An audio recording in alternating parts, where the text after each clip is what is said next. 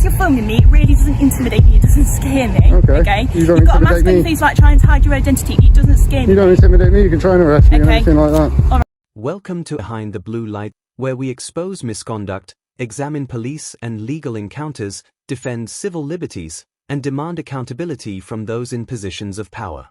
In this episode, the auditor is peacefully filming outside a government-linked site and a BBC building when staff suddenly emerge, insisting he's trespassing despite there being no signs, barriers, or obvious restrictions to support their claim. What begins as a routine filming session quickly turns into a heated confrontation once police arrive on scene.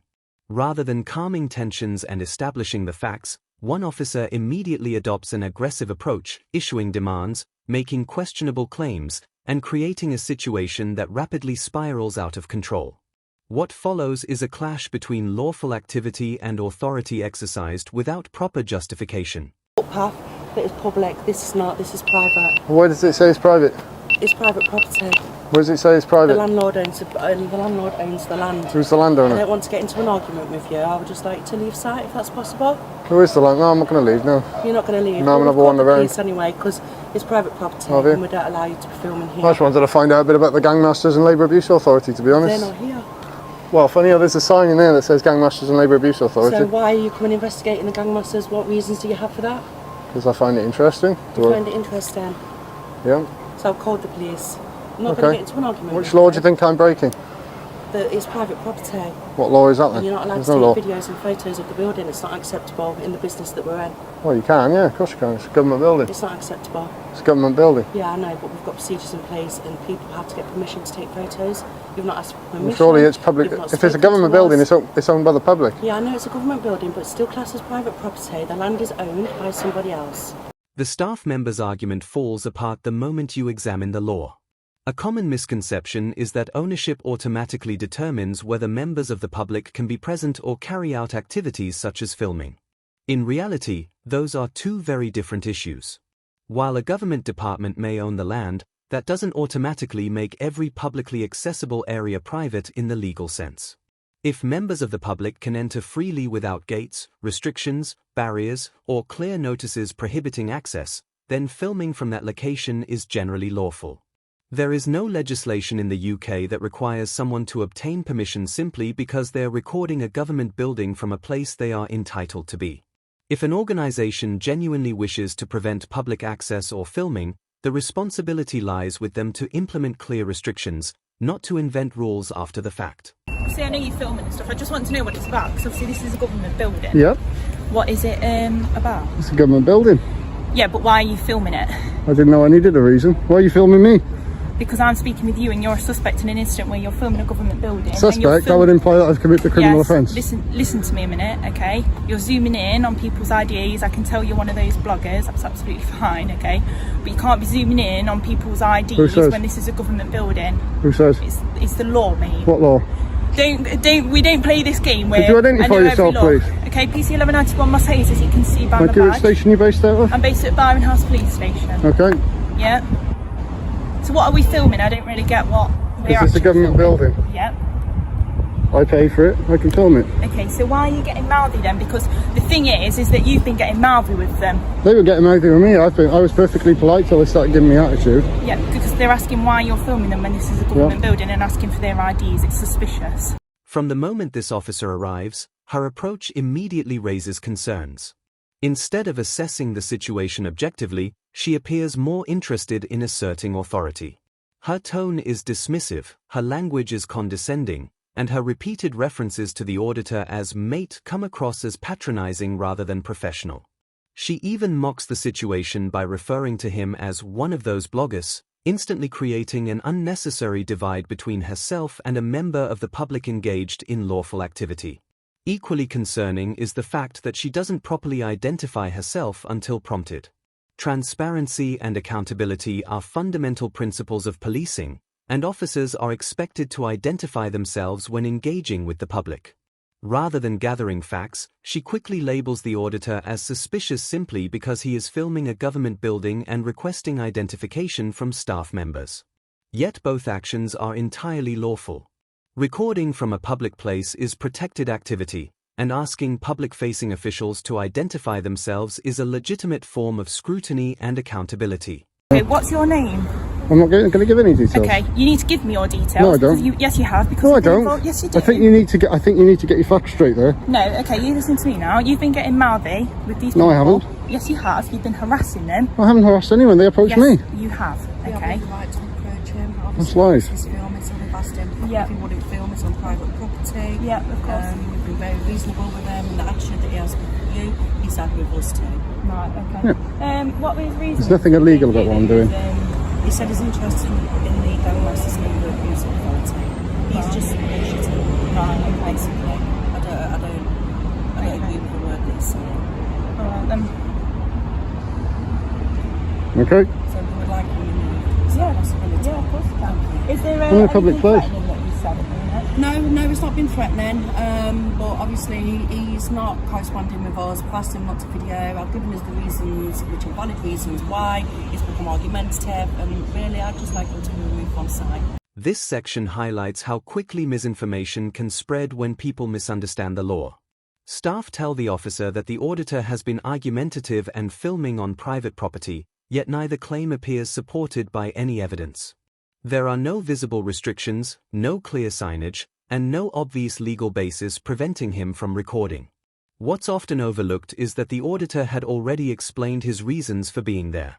He stated that his filming related to the work of the **gangmasters and Labour Abuse Authority **, a government body tasked with tackling labour exploitation, worker abuse, and modern slavery. The GLAA plays a significant role in protecting vulnerable individuals and investigating employers who break the law.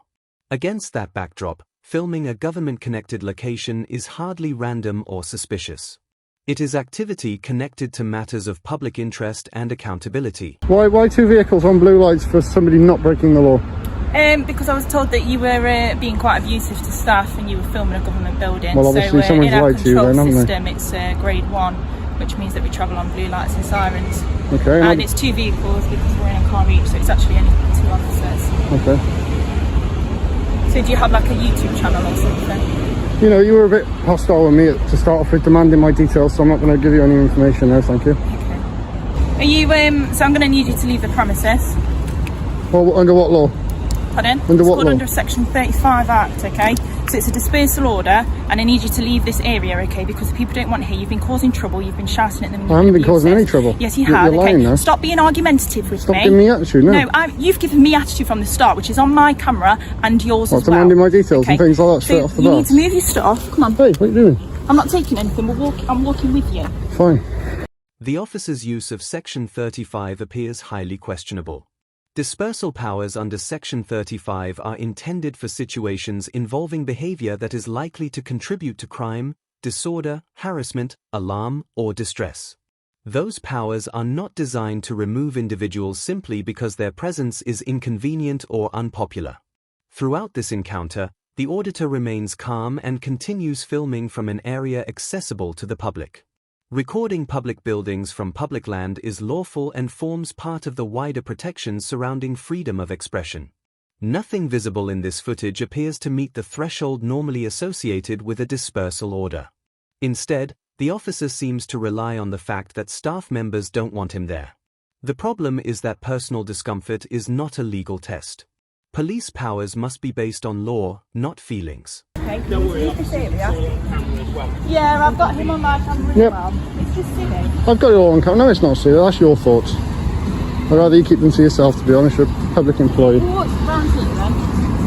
Is this your like full-time job then, plug-in? I do all sorts. What, plug-in buildings? So we're on the public. Can you put the bag down now? We're on the public pavement.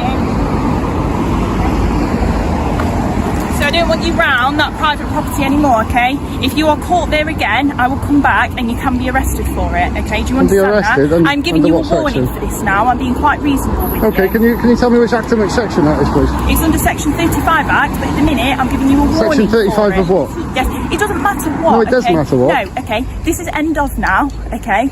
Just because you're filming me, it really doesn't intimidate me, it doesn't scare me. Okay. You've got a mask on your face like trying to hide your identity, it doesn't scare me. You don't intimidate me, you can try and arrest me and everything like that. Alright, well, I'm going to leave now, okay? This may be one of the most revealing moments in the entire encounter. When the auditor calmly asks a simple question, Section 35 of what? The officer responds by saying that it doesn't matter and that the discussion is over. But it does matter. Whenever police exercise a legal power, they should be able to explain what legislation they're relying upon and why. That's not an optional courtesy, it's a fundamental part of accountability and lawful policing. Her refusal to clarify the legal basis for her actions raises serious concerns about whether she fully understands the power she's attempting to use. She then takes things a step further by suggesting the auditor is somehow intimidating because he's wearing a face covering. That claim is difficult to justify. Wearing a mask is lawful, and nothing about his behavior suggests any attempt to threaten or intimidate anyone. Rather than assessing the facts objectively, the officer appears increasingly driven by frustration and emotion. On this premises again, okay, it's going to be taken further. You don't need that. You can get on with your day. You can go film some other buildings, okay? Get on with your vlogging business. Do you know what I mean? Like, this is one building that you can't film. Go and film another one. I'll film what I like them in public. But that's a private property that you've been on. Yeah, it's publicly accessible. Section 33 of the Criminal Justice Act 1972. Okay, well done. However, the bit that you were on was part of private land. So you just weren't allowed on that bit. Okay? So what, it's not government property, is it? Huh? Is it not government property? That bit is government property. Well, it's public property, however, isn't it? no, it is not in this instance, just because of whatever goes on in there, and I've already had word in it. All right. So just because it's a government building doesn't necessarily mean it's always accessible to the public. Well, okay. I didn't see any signs or anything, Constable. I appreciate that, and whatever it might have been, we've just tried to sort it out as the lowest level that we possibly can. Okay, no problem. Which is why we've just asked you just to move away from the building and just not. See, that's fine. If your colleague had asked as politely as you are right now. I did in the first No, you place. didn't. You give me attitude. You give me lip. You're acting like you're acting stupid. I'm not so interested in either side now. As long as it's all resolved and we can just move on peacefully and quietly. All right. fine. You happy with that? Love. Yeah, see, you've been perfectly polite. Thank you for that. But what I will say is that my colleague is dead right. We've given you the warning for it. If you come back, you can be arrested for breach of 35 notice. Which act is that, sorry? It's part of the Public Order Act. Public Order Act, yeah. I'll read it out for you. If that makes you feel better, I'll read it out. Yeah. So it's literally just that... It's antisocial behaviour crime and policing act 2014. Do you suspect that I have been committing antisocial behaviour? Because there is a Home Office document that is called the... Mate, listen, I don't care about the Home Well, you should care, you should care. No, yes, you should care. I think you need to get retrained, you do. I'm going to make a complaint. Yes, I am. I'm making a complaint about you. Professional standards. That's okay, you can do that. I'm making a professional standards complaint about you. Yep, here we go. They'll have that as Got well. my details. Yep, thank you. Alright, we're done then. Okay, bye-bye. By this stage, the officer's attitude has become impossible to ignore. As the auditor calmly attempts to explain his position and even references official Home Office guidance, she cuts him off and dismisses the information outright. Rather than listening, she talks over him, refuses to engage with the substance of his argument, and appears completely uninterested in whether her understanding of the law is accurate. That attitude is deeply concerning because policing relies on public confidence, and public confidence depends on officers being willing to listen, learn, and justify their actions. Faced with an officer unwilling to engage in a reasonable discussion, the auditor decides to pursue a complaint through professional standards. Unfortunately, according to information later provided, the outcome amounted to little more than an automated acknowledgement with no meaningful follow-up. If that's accurate, it raises wider questions about accountability. When concerns are dismissed without proper scrutiny, public trust inevitably suffers.